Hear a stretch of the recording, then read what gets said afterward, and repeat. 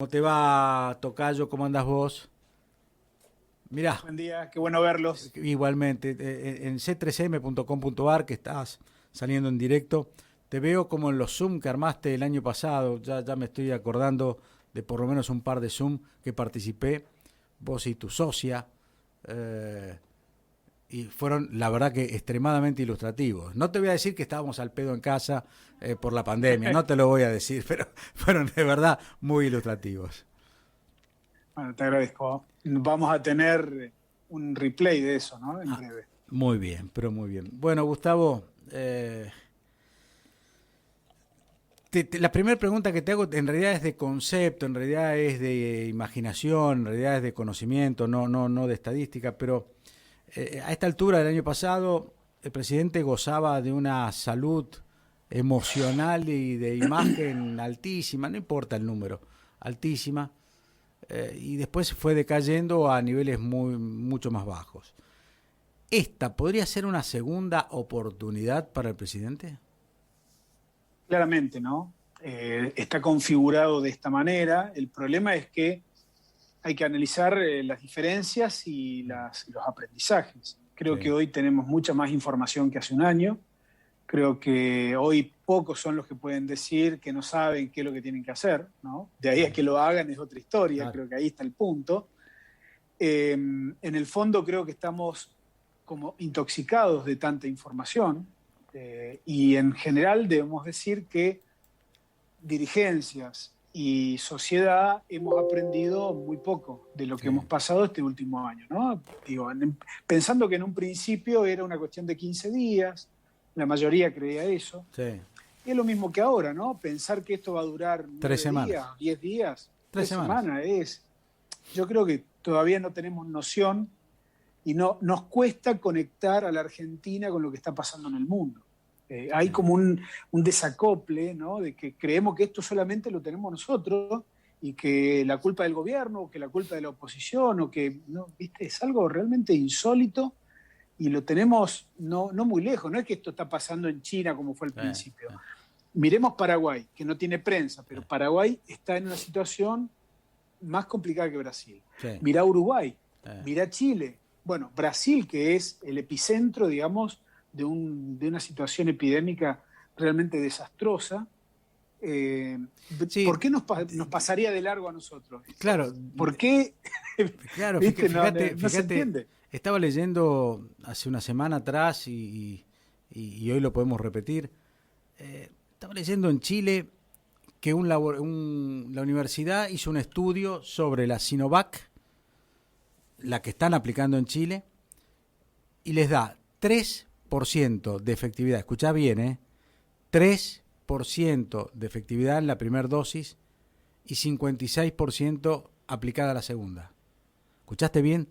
O sea, el que se aplica la Sinovac, que es prima hermana de la Sinopharm, pero que tiene otro comportamiento, hasta que no se aplique la segunda, no tiene nada de efectividad. 3% nada más. Eso, por eso se entiende que Chile esté como esté. Ya se están aplicando una vacuna que da la mitad de efectividad y que hasta que no se aplica la segunda, solamente 3, o sea, nada.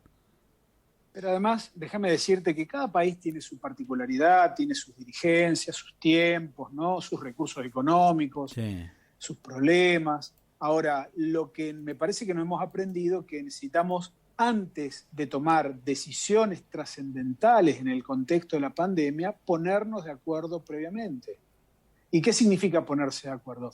Y buscar consenso justamente con quien no piensa como vos, claro, con la oposición. claro. Y en este caso, ¿sabés qué? Fíjate vos el elemento en el cual hoy las dirigencias están tratando de ponerse de acuerdo, en lo electoral únicamente. Digo, es como que están diciendo, los sanitarios sí me preocupa, pero lo que realmente me interesa es ver qué hacemos con las PASO, Sí, ¿no? Hoy leí esta mañana al que fue ministro de Turismo de Macri, Gustavo Santos, en Córdoba, declarar muy alegremente, yo quiero ser gobernador de Córdoba. ¿A vos te parece, Leo, que en el actual contexto puede haber dirigencias? No digo que no lo piense, lo que cuestiono es esta visibilización de lo que les importa a ellos únicamente, ¿no? Bueno, Gustavo, Digo, lo único acá generamos de distancia entre la gente y la política. acá te voy a recomendar una nota que le hice ayer, o antes de ayer, ya ni me acuerdo, a Ignacio Zuleta, un gran amigo mío que participamos durante 25 años en ámbito financiero, yo y él un poco más. Eh, y él baja la presión de lo que vos estás diciendo a grado cero, porque cuando yo le digo esas cosas, él me dice, Gustavo, es la política. Es como decir que un corredor de auto no quiera correr a 300 kilómetros por hora. Es la política. Son así, no vas a cambiar ni acá ni en el mundo la política. No son humanos normales que andan por la calle. Son políticos. No, bueno, Es una raza no, especial. hay otra cosa, a ver, cada vez más el voto es un episodio contextual. Sí. ¿Qué significa esto? Significa que tiene que ver el contexto en el cual se vota, no el actual, sino el que uno proyecta, ¿no?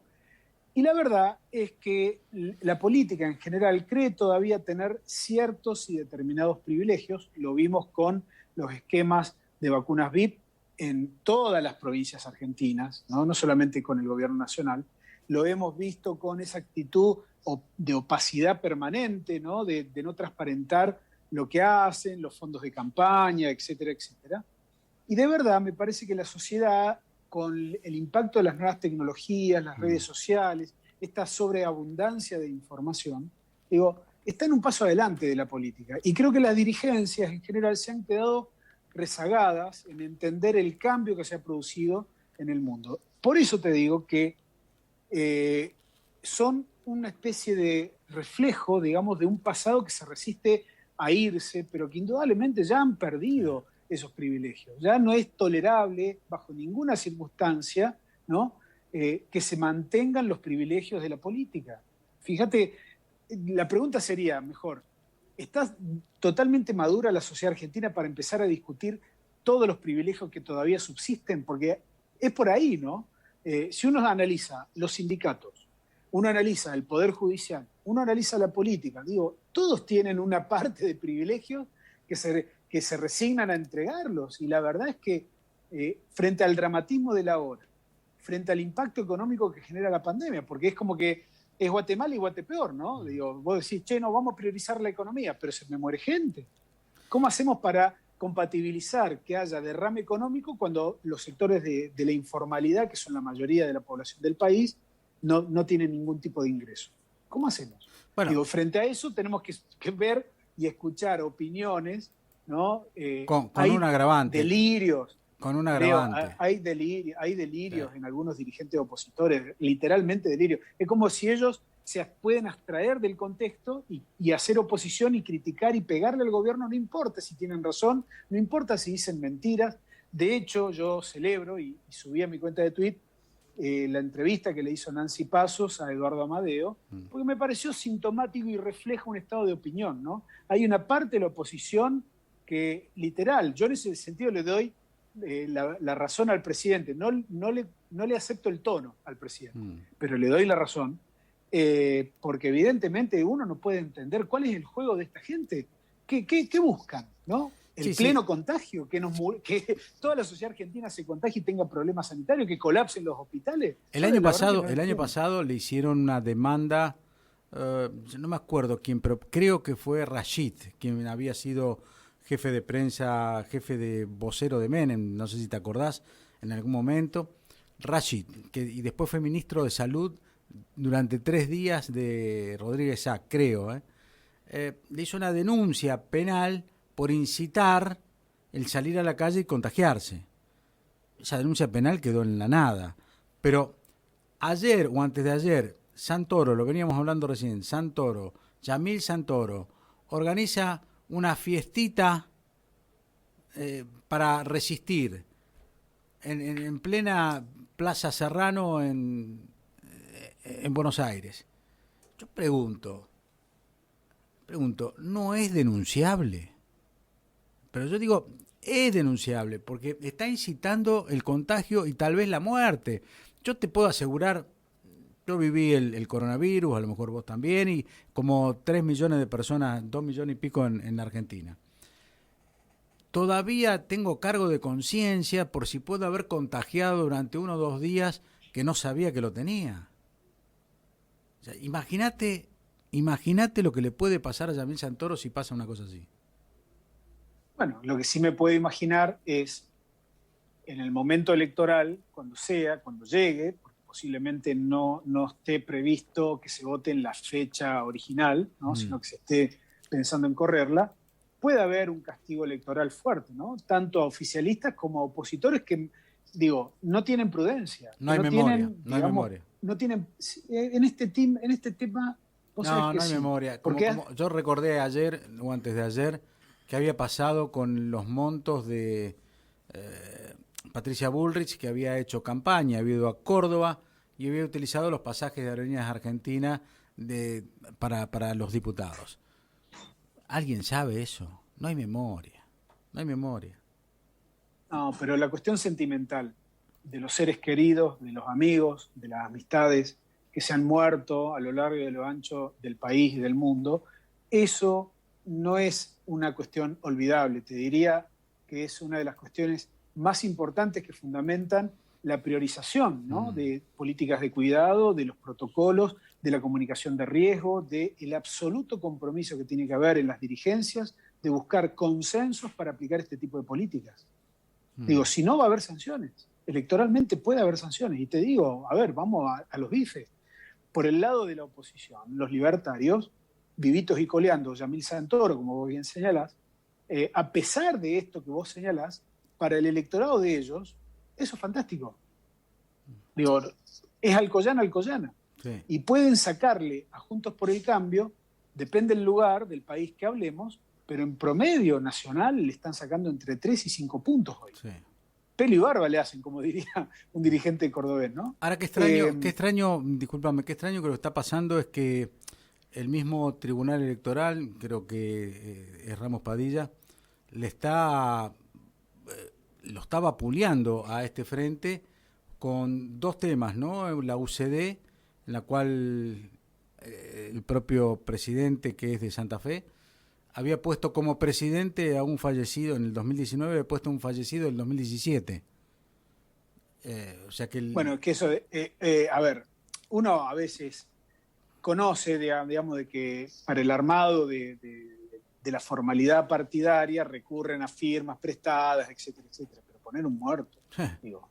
Y la otra en Provincia de Buenos Aires, porque el partido también de un rosarino, Bonacci, que se llama UNITE, no llegó al piso del 1,5% en Provincia de Buenos Aires, por lo tanto no tendría posibilidad de poner los candidatos, personería en Provincia de Buenos Aires, que estaban usando este partido para lanzar las candidaturas de los Pero Leo, en esto déjame ser claro, son las reglas de juego. El político no puede decir, yo no sabía, yo no desconocía esto.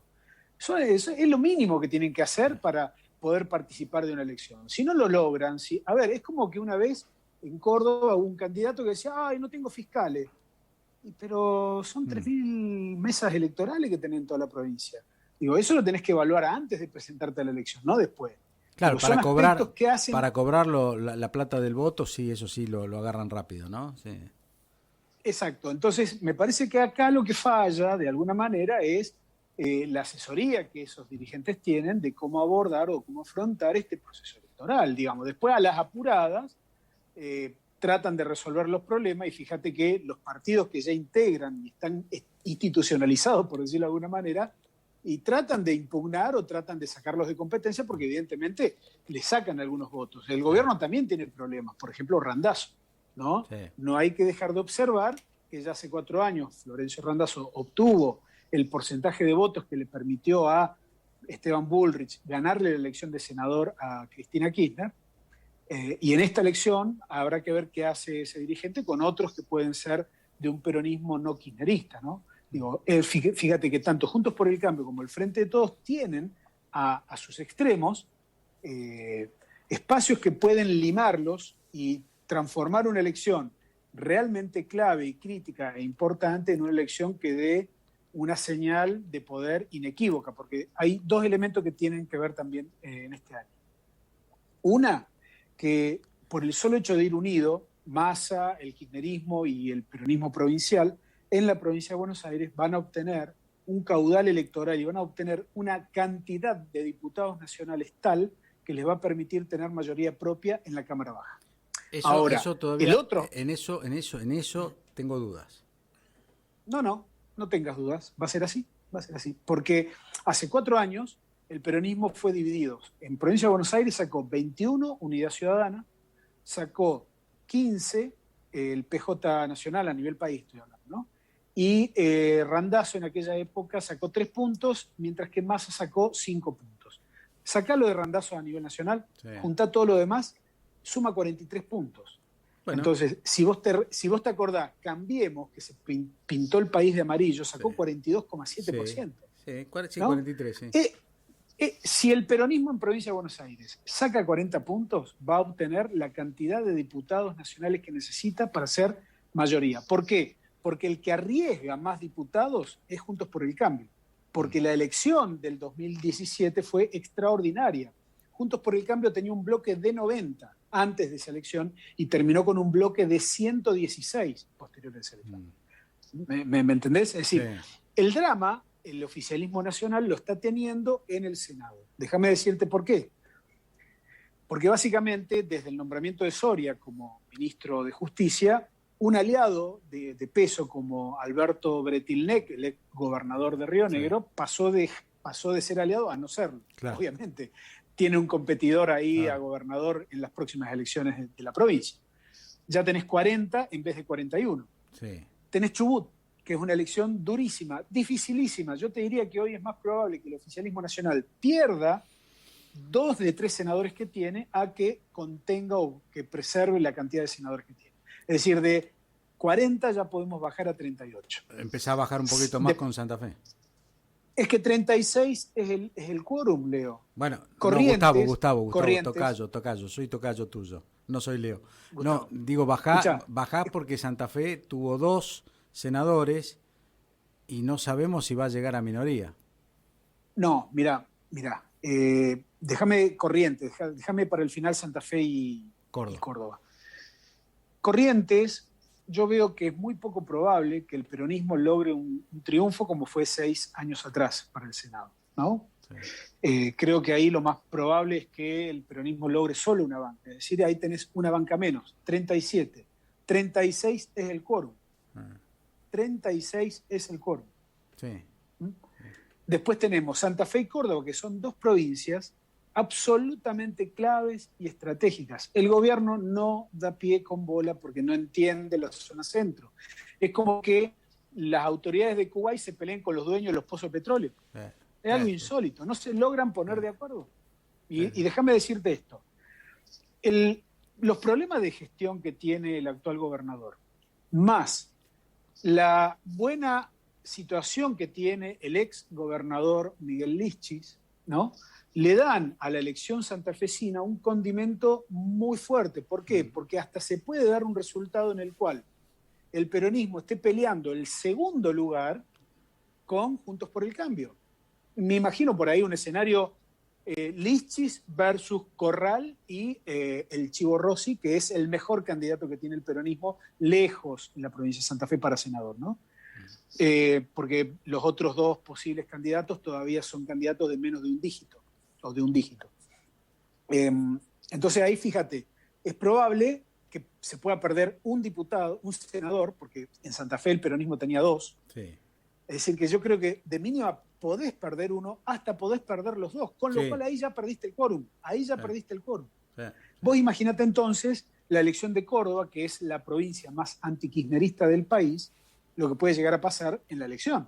Evidentemente, el macrismo, Juntos por el Cambio, va a ser una elección extraordinaria de 50 puntos o más, y la discusión es, ¿aliarse con Schiaretti o no aliarse con Schiaretti? Porque, fíjate, con los números que te acabo de decir del quórum, Gustavo, le vas a dar la llave del quórum del Senado a Schiaretti. Digo, ahora, vos recién planteaste algo extremadamente interesante. Ya vimos y reducimos a que en esta elección, la verdad que lo único que necesita mantener el gobierno, Cristina, el gobierno, es 36 puntos con el quórum, a 36 senadores con el quórum. Y que los puede perder ya con estas provincias que me dijiste, y ni que hablar otras que también pueden cambiar. Ahora, quiero entender más lo que vos recién planteabas, que no entiende la zona centro. El gobierno no entiende la zona centro. Y para analizarlo un poco más todavía, yo te diría, a lo mejor sí lo entiende, pero que prioriza. Ahí tenés dos provincias productivas, Santa Fe y Córdoba, con industria, comercio, campo, las dos muy parecidas en este eje. Y tenés la provincia de Buenos Aires, que tiene lo mismo, pero que tiene los votos de la muchachada, que ellos le llaman. Que necesitan esos votos de la muchachada. Y se ve que priorizan eso antes que la producción. Me parece que están priorizando esos votos antes que los de provincia de Córdoba y Santa Fe. Déjame agregarte que en el interior del país, el peronismo o los sectores populares tienen una rica historia y una identidad que se mantuvo a lo largo del tiempo. Hasta ahora, porque la conurbanización del peronismo o la porteñización de la política argentina, porque Macri es exactamente lo mismo que el actual gobierno, ¿no? Digo, sus intereses estaban ahí concentrados en Capital Federal y el conurbano, ¿no? Creo que ese fenómeno ha producido que identidades políticas cercanas al peronismo se sintieran literalmente abandonadas a su suerte y buscasen refugio en otras fuerzas. Fíjate vos qué interesante que en un contexto de polarización creciente en el país, las fuerzas que están creciendo y que pueden ser árbitros son los partidos provinciales. De hecho, el peronismo de Córdoba actúa como un partido provincial. El socialismo santafesino, Gustavo, actúa como un partido provincial. Digo, en la Renovación en Misiones, ¿no? Sí. Digo, sin ir más lejos, Río Negro, Neuquén, ¿no? Son ejemplos de partidos provinciales también. Que cada vez con la desafección de los partidos nacionales, porque ¿cómo hacer para integrar las identidades nacionales? Fíjate el problema que tiene el radicalismo. El jefe, el presidente de esa fuerza nacional, ya opinó 2 veces que a él le gustaría que su provincia se abriera y fuera autónoma de la Argentina. Claro. Es increíble. Entonces habríamos que hacer otro partido provincial, que es el PRO, que es un partido capitalino, que es un partido porteño, y el kirchnerismo, que es un partido de la provincia de Buenos Aires y Santa Cruz. Son dos. Así es. El problema aquí son los liderazgos nacionales. Claro. Digo, que me parece que hay en la composición del actual gobierno y del anterior gobierno un exceso de porteñismo.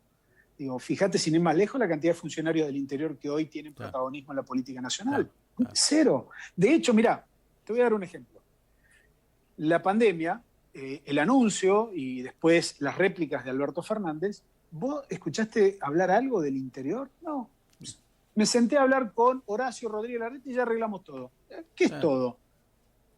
Digo, AMBA no es el país. Son 2 porteños. ¿No? Son 2 porteños. Claro. Alberto y Rodríguez Larreta son 2 porteños. El punto ahí me parece que es interesante porque de alguna manera está pasando ahora, nos está pasando ahora, y creo que tenemos que alzar la voz para que de alguna manera, independientemente de las identidades políticas, de la piel ideológica de cada uno, hagamos fuerza para que el interior tenga una presencia, para que sea realmente reconocido. Digo, evidentemente, esta es una situación en la cual nada va a volver a ser como era antes, nada. Digo, vamos a tener un 2021 posiblemente más complejo y más trágico que el 2020, a pesar de que todo el mundo tenía esperanza de que no fuera así.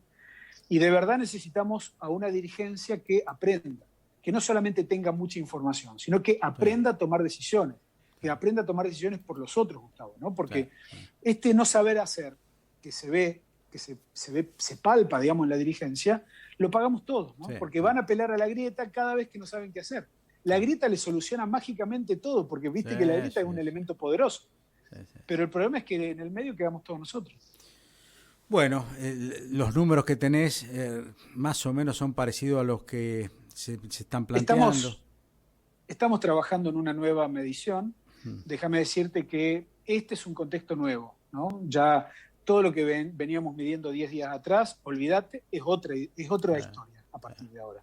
Tiene sí el gobierno la gran oportunidad de recuperar centralidad si trabaja bien los consensos.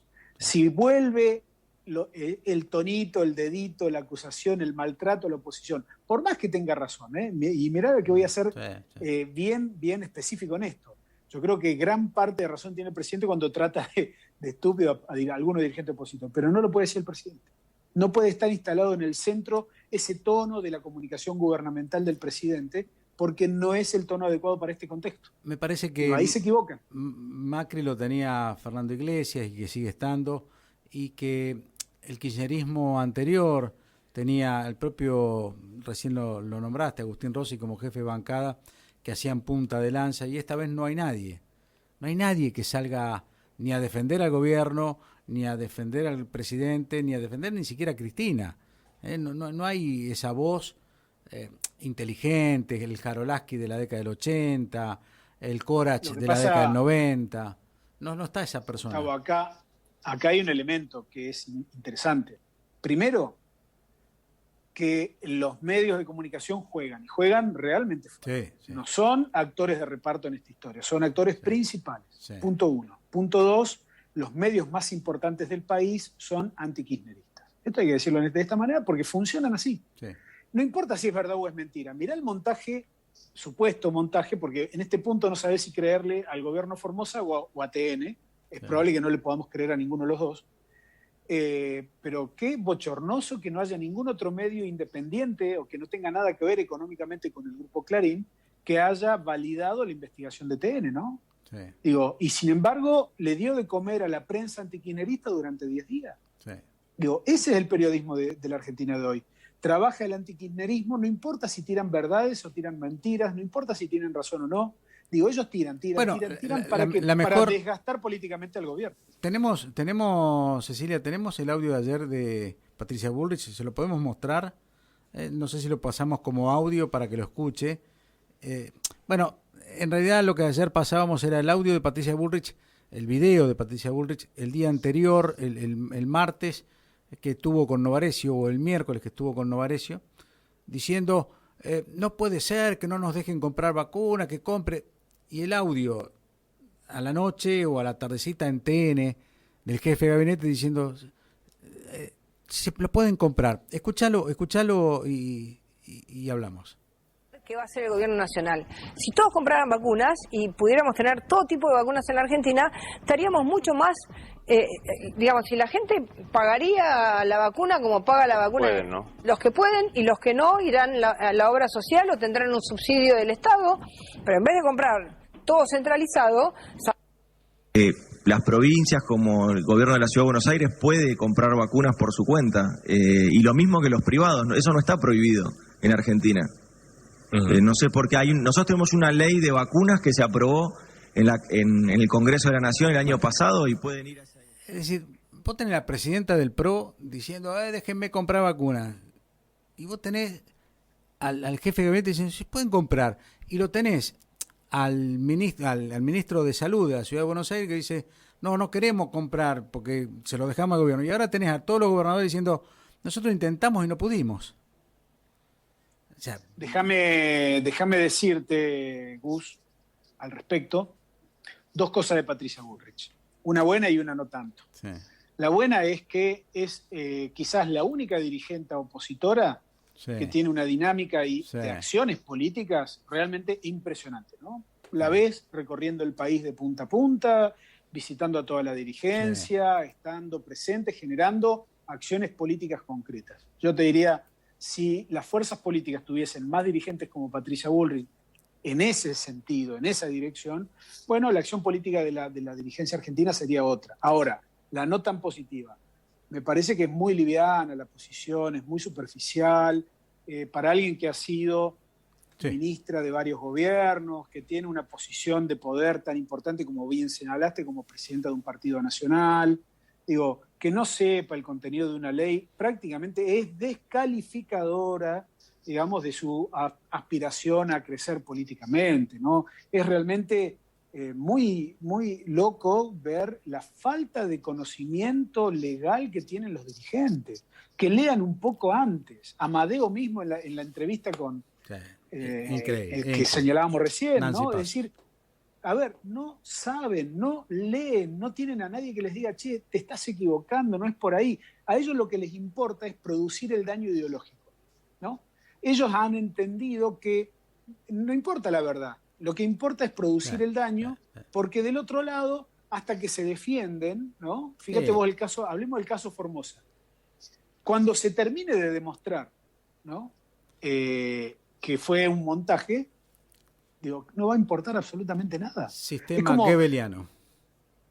Pero es algo re loco, porque hay una parte de la población argentina que cree que Argentina es Cuba o Venezuela. Es de loco. Es como un 20% que creía que la Tierra era plana, ¿viste? O sea, hay gente para todo en este momento, y la verdad es que lo que necesitamos es menos Patricia Bullrich en el sentido de la intolerancia, el discurso de odio y el discurso de mentiras, ¿no? De instalación de mentiras, y más discursos consensuales, más discursos institucionales. Por eso, en el fondo, el momento de hace un año reconoció a Kicillof, a Larreta y a Alberto Fernández con los niveles de apoyo y de adhesión, ¿no? Ojalá podamos recuperar, no te digo ese espíritu, pero una parte de ese espíritu, porque lo que viene, Gustavo, es peor de lo que tenemos. A ver, nadie nos garantiza que en 2 meses la Argentina no sea Brasil, ¿no? Muchísimas gracias, Gustavo. Chau. Al contrario, como siempre. Gustavo Córdoba con nosotros.